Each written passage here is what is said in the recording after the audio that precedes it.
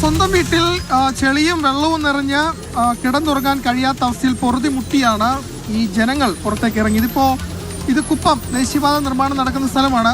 നമുക്ക് ആ ദൃശ്യങ്ങളിലേക്ക് പോവുകയാണെങ്കിൽ ഒരു വശത്ത് ഈ രീതിയിൽ കുന്ന് ഇടിച്ച് അങ്ങനെയാണ് ഇവിടെ റോഡ് നിർമ്മിച്ചിട്ടുള്ളത്. അപ്പോൾ കുത്തനെ റോഡ് ഇടിച്ചത് കൊണ്ട് തന്നെ ഇവിടെ നിന്നും ഈ കുന്നിൽ നിന്നും ചെളിവെള്ളം ഈ റോഡിലേക്ക് വന്ന് ഈ റോഡിൻ്റെ ഒരു വശത്ത് വീടുകളുണ്ട്. ആ വീടുകളിലേക്ക് വെള്ളം ഇറക്കുന്നത്. അങ്ങനെ ആളുകൾക്ക് പുറത്തിറങ്ങാൻ കഴിയാത്തൊരു സ്ഥിതിവിശേഷത്തിലാണ് ഇങ്ങനെ വലിയ പ്രതിഷേധത്തിലേക്ക് ആളുകൾ പോയിട്ടുള്ളത് എന്നതാണ്.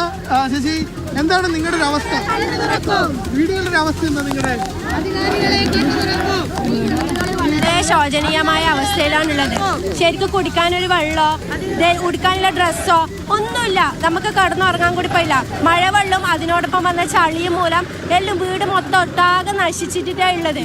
അല്ല, അവിടെ ആ വീട്ടിലാണെങ്കിൽ 2 വയോധികരുണ്ട്. അതിലൊരാൾ ഹാർട്ട് പേഷ്യൻറ്റും കൂടിയാണ്. അതിന് തൊട്ടടുത്തുള്ള വീടുകളുടെ അവസ്ഥയും ഇതേപോലെ തന്നെയാണ് തുടർന്ന് പോകുന്നത്.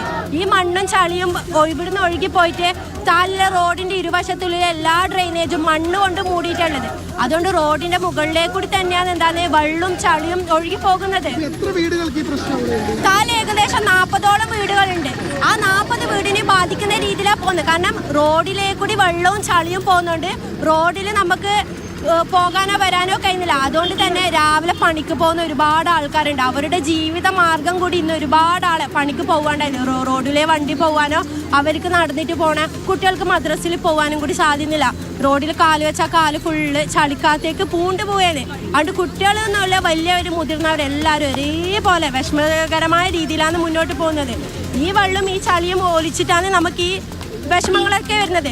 ഇതിനില്ല എന്തെങ്കിലും പരിഹാരം നൽകുന്നത് വരെ നമ്മൾ ഇവിടുന്ന് മാറൂല എന്നുള്ള ഒറ്റ തീരുമാനത്തിലാണ് നമ്മൾ ഇവിടെ നിൽക്കുന്നത്. നമുക്കിപ്പോൾ നിലവിലാണ് പ്രദേശവാസികൾ പറയുന്നത്. ആ സ്ത്രീ ഫെലിക്സിനോട് സംസാരിക്കുമ്പോൾ മഴ പെയ്യുന്നുണ്ട്. ആ കൊട പോലും ഇല്ലാതെയാണ് അവർ ഈ പ്രതിഷേധത്തിന് വേണ്ടി നടു റോഡിൽ ഇറങ്ങിയിരിക്കുന്നത്. 40ഓളം കുടുംബങ്ങളെ ഈ വിഷയം ബാധിച്ചു. ചെളിയും മണ്ണും ഒക്കെ ഒലിച്ചിറങ്ങി 40ഓളം കുടുംബങ്ങൾക്ക് വീട്ടിൽ രാത്രി കിടന്നുറങ്ങാൻ കഴിയാത്ത അവസ്ഥയാണ് എന്ന് പറയുകയാണ്. ഫെലിക്സ്, അവരോട് ചോദിക്കൂ, ഇത് ആദ്യമായിട്ടാണ് അവരുടെ വീട്ടിൽ ഇങ്ങനെ ഒരു സംഭവം ഉണ്ടാകുന്നത്? ഈ കഴിഞ്ഞ മഴക്കാലത്തൊക്കെ സമാനമായ സംഭവങ്ങൾ ഉണ്ടായിട്ടുണ്ടോ എന്ന് ചോദിക്കൂ.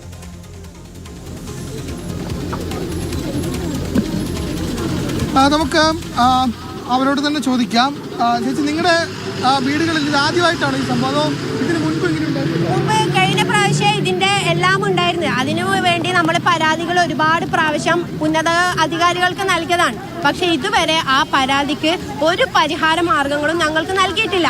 അതുകൊണ്ടാണ് നമ്മൾ ഈ മഴയും കൊണ്ട് സ്ത്രീകൾക്ക് വീട് വിട്ട് റോഡിൽ വന്ന് പ്രതിഷേധിക്കേണ്ടത് രീതിയിൽ എത്തിച്ചേർന്നത്. നമ്മുടെ പരാതിക്ക് പരിഹാരം നൽകിയാൽ നമ്മൾ ഇവിടുന്ന് മാറും. പറയുന്നത് അതായത് വീട്ടിൽ ജീവിക്കാൻ പറ്റാത്ത അവസ്ഥ. ചേട്ടന്റെ വീട്ടിലൊക്കെ എന്താ അവസ്ഥ? അവിടെയെല്ലാം ആ ഭാഗത്തുള്ള വെള്ളം കയറി ഇന്നലെ രാത്രി കുറേ മണ്ണും ചെളിയൊക്കെ വന്നിട്ടുണ്ട്. അവിടെ കുറേ 10-40 വീടിൻ്റെ അടുത്തുണ്ട്. വീട്ടിനുള്ളിലും ചെളിയാണ്. വീടിൻ്റെ ഉള്ളിൽ അടുത്ത് താഴത്ത് കുറേ 2 വീട് 3 വീട്ടിൽ ചെളി കയറിയിട്ടുണ്ട്. പലതവണ പരാതിപ്പെട്ടിരുന്നു. പലതവണ കഴിഞ്ഞ പ്രാവശ്യം പരാതിപ്പെട്ടിരുന്നു. അധികൃതർ വന്നിട്ട് ഇങ്ങനെ പോകുന്നില്ലാണ്ട് ഇതുവരെ ഒരു നടപടി സ്വീകരിച്ചിട്ടില്ല. അപ്പോൾ അതാണ് ആളുകൾ പ്രധാനമായും പറയുന്നത്. ഇങ്ങനെയൊരു വലിയ പ്രതിസന്ധി ഇവിടെയുള്ള ആളുകൾ നേരിടും. ചേട്ടാ, നിങ്ങളുടെ അവസ്ഥ എന്താ? നമ്മളെല്ലാം അവസ്ഥ വീട്ടിലെല്ലാം ചളിയും വെള്ളം തന്നെ. രാത്രി ഉറങ്ങാൻ കഴിയില്ല. എൻ്റെ വീട്ടിലില്ലെങ്കിൽ എൻ്റെ അയൽവാസികളുടെ വീട്. എൻ്റെ വീട്ടിലില്ല, ഫുൾ ചളിയും വെള്ളം. അവിടെ അമ്മോച്ചനും വരുമാനും കേക്ക് മുറിച്ചിട്ട് ആഘോഷിക്കുന്നു.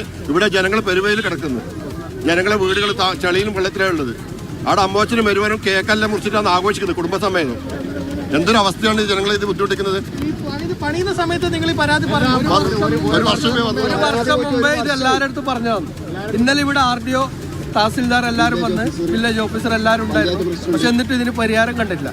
ശാശ്വത പരിഹാരം കാണുന്നത് വരെ ഈ സമരം മുന്നോട്ട് പോകും.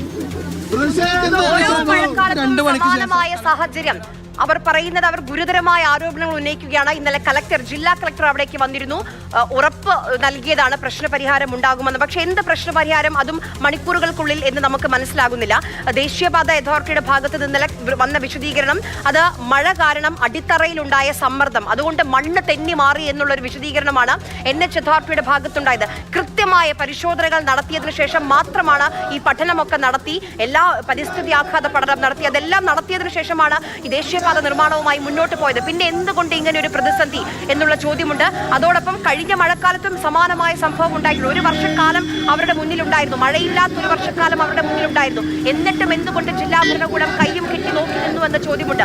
ഇന്നലെ പ്രതിപക്ഷ നേതാവ് ചോദിച്ചൊരു ചോദ്യമുണ്ട്, ഇതാണോ നാട്ടുകാർക്കുള്ള സർക്കാരിന്റെ 4ാം വാർഷിക സമ്മാനമെന്ന്? അത് തന്നെയാണ് അവിടെയുള്ള പ്രദേശവാസികളും എന്ന് ചോദിക്കുന്നത്. ഒരു ഭാഗത്ത് മുഖ്യമന്ത്രി മേന്മകൾ എണ്ണി പറഞ്ഞുകൊണ്ടിരിക്കുകയാണ്, വേണം വേണ്ട എന്നല്ല. പക്ഷേ ഇവിടെ ആളുകൾ കിടന്നുറങ്ങാൻ കഴിയാതെ കുട്ടികളുടെ പുസ്തകങ്ങളിലടക്കം ചളി കയറുമ്പോൾ അതിനൊരു പരിഹാരം കാണേണ്ടത് നമ്മുടെ ജില്ലാ ഭരണകൂടമാണ്.